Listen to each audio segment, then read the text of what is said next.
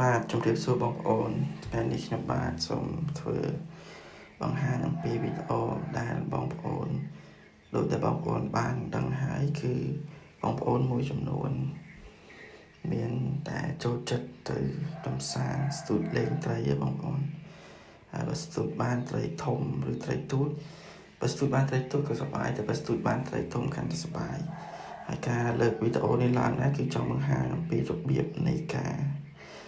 ឲ្យមានការប្រុងប្រយ័ត្នដល់បងប្អូនបើសិនជាករណីត្រីឬ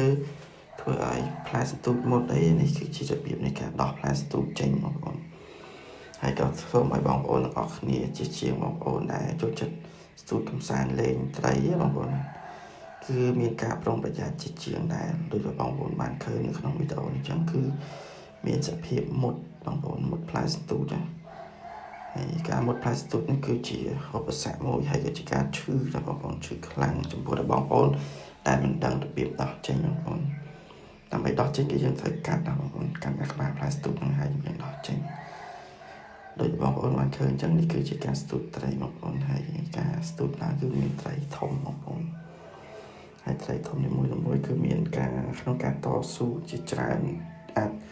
ឈានដល់ម៉ោងដើម្បីក្នុងការលើកត្រីនឹងឡើងបងប្អូនហើយក៏អរគុណបងប្អូនដែលតែងតែគាំទ្រវីដេអូកន្លងមកដែរបងប្អូនអរគុណបងប្អូនទាំងអស់គ្នាបងប្អូន